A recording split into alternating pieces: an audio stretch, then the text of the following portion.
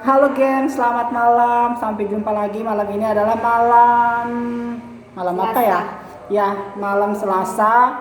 Kita kembali lagi untuk ngeaktifin. Kita akan berbincang-bincang yang jelasnya kembali lagi kita bersama olahan. Olahan yang ada di sini adalah olahan yang dulu pernah kita tentang teman. Sekarang kita kembali akan membahas tentang pengalaman hidup. Olahan ini dia mengaku dirinya itu adalah jika dia dijahatin dia lebih jahat dari iblis, ketika dia dibaikin jelas lebih baik malaikat katanya. Kalau itu olahan. Sekarang kita akan berbagi pengalamannya. Terus yang kedua di sini ada namanya Mbak Rin. Dia udah kerja di catering di Bali. Jadi kita akan berbagi-bagi tentang pengalaman hidup, betapa pahitnya, betapa manisnya, betapa senengnya, betapa apa lagi ya. Pokoknya betapa itu sudah.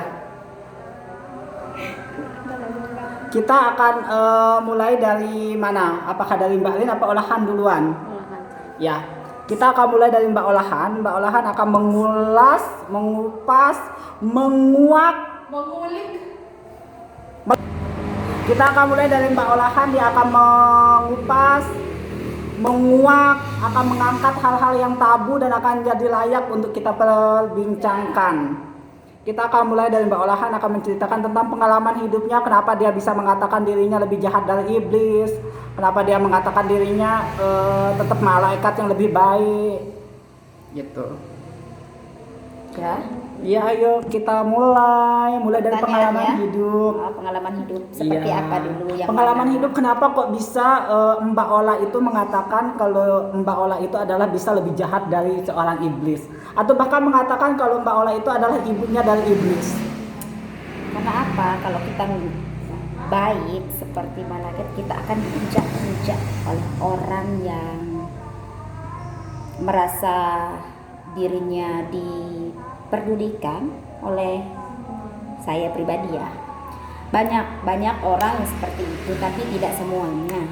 Jadi kenapa saya bilang saya ini lebih baik jika Anda baik, lebih jahat jika Anda lebih jahat? Karena timbal balik kehidupan itu tidak pernah adil.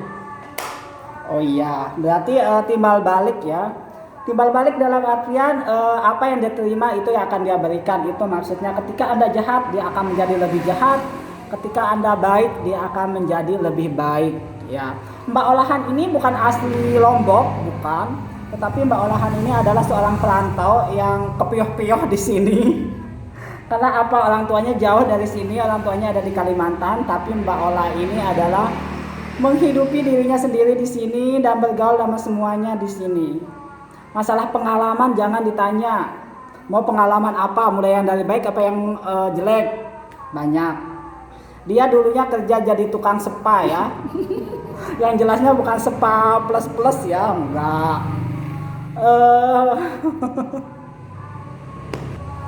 Ya di spa ya. Dan sekarang kita akan membahas sisi pahit dari kehidupan Mbak Olahan ya. Kita akan mendengarkan cerita Mbak Olahan.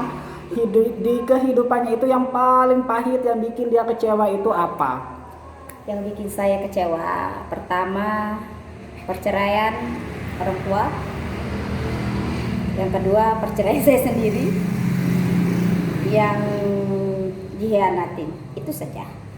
Berarti yang bikin paling kecewa itu adalah dikhianatin ya. Dikhianatin. Apakah Mbak Ola pernah mengkhianati seseorang? Pernah. Apakah itu adalah suatu karma menurut Mbak? Bukan karma, akibat. Akibat ya. Akibat sama karma beda ya. Beda. Karma itu beda. Akibat perbuatan saya sendiri. Siapa yang menanam, dia yang memetik. Ya.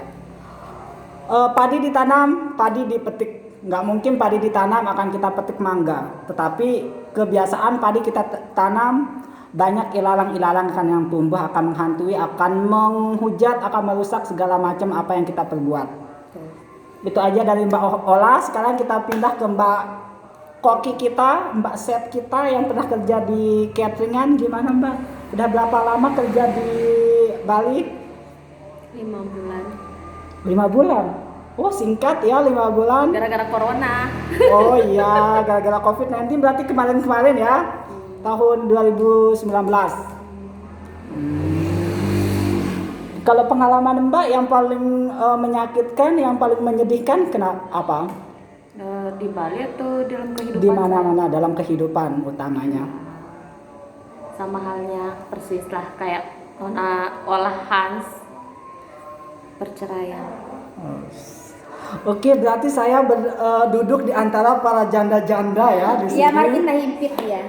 Biar terhimpit Ini janda. dia kecewa karena perceraian, Mbak Rin juga kayak gitu. Jadi apakah ada pesan untuk mereka-mereka yang masih bertahan dalam rumah tangga, mungkin yang lagi di atas tanduk, sebentar lagi mau bercerai atau apalah, apakah ada pesan untuk mereka?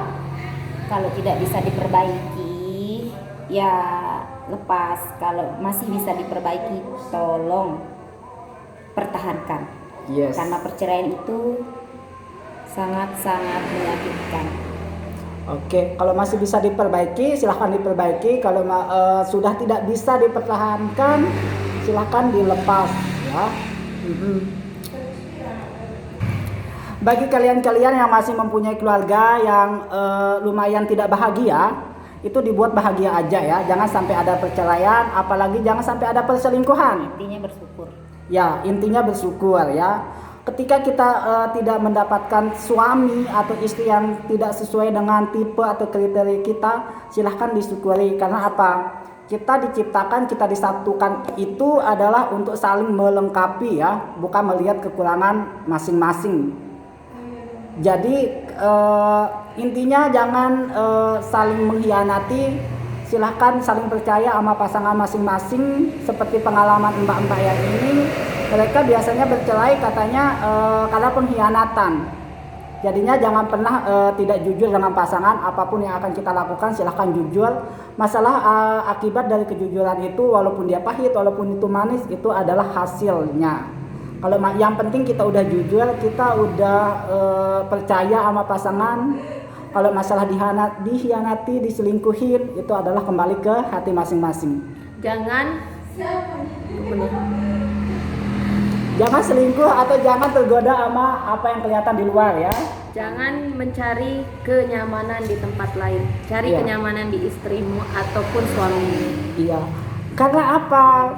Ketika kita melihat orang dandan lebih cantik di luar itu, mungkin kita merasa dia cantik karena dia dandan. Padahal istri kita juga di rumah itu atau suami di rumah itu lebih cantik, lebih cakep kalau didandanin. Tetapi karena waktu untuk dandan itu yang tidak ada, karena fokus untuk keluarga, jadinya dia kelihatan lusuh dan apalah itu ya. Jadi malam ini kita cukup sampai di sini untuk sharing pengalaman hidup. Nanti dinantikan di YouTube-nya Opik Gagah ya. Bye, wassalam.